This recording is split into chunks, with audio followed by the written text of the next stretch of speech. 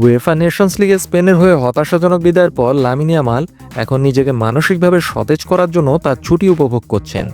আগামী মাসেই নিজের 18তম জন্মদিন পালন করবেন লামিন ইয়ামাল। এরপরই বার্সার হয়ে আসন্ন মৌসুমে ভীষণ ব্যস্ত হয়ে পড়বেন এই বিস্ময় বালক। ইয়ামাল আসন্ন মৌসুমের জন্য নিশ্চয়ই বড় ধরনের পরিকল্পনা করেছেন। বিশেষ করে বার্সেলোনার হয়ে চ্যাম্পিয়ন্স লিগের শিরোপা জয়ের জন্য আগ্রহী এই তরুণ খেলোয়াড়।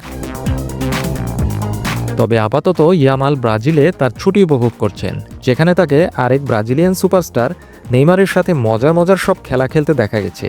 নেইমারের ইনস্টাগ্রাম অ্যাকাউন্টের মাধ্যমে তার বন্ধুদের সব ছবি আর ভিডিও প্রকাশ করা হয়েছে, যেখানে প্রাক্তন বার্সেলোনা তারকা নেইমার ইয়ামালের একটি ভিডিও পোস্ট করেছেন, যেখানে তিনি একটি ভলিবল কোর্টের মতো দেখতে এক জায়গায় সবাই মিলে ভলিবল খেলছেন। মনে হচ্ছে তারা দুজন ব্রাজিলে একসাথে ছুটি উপভোগ করছেন। অনেক ফুটবল প্রেমী এটা জানতই না যে লামিন ইয়ামালের সাথে নেইমারের এত ভালো বন্ধুত্ব আছে, যা বেশ আকর্ষণীয়, কারণ এটি ইঙ্গিত দেয় যে তারা দুজনেই একটি চমৎকার সময় কাটাচ্ছেন। এর আগে কোটি বার্সা ভক্ত দেখেছিল মেসি, সুয়ারেজ আর নেইমারের সেই অবিস্মরণীয় বন্ধুত্ব, যা কিনা মাঠে এবং মাঠের বাইরে তাদের অসংখ্য ছবি আর ভিডিওতে প্রকাশ পেয়েছিল।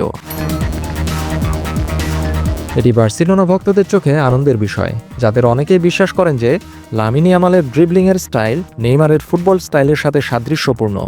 গেল সামারে বার্সেলোনা যদি নেইমারকে পুনরায় সাইনিং করার প্রস্তাব গ্রহণ করত, তবে তারা দুজন হয়তো আজ একসাথে খেলতে পারত।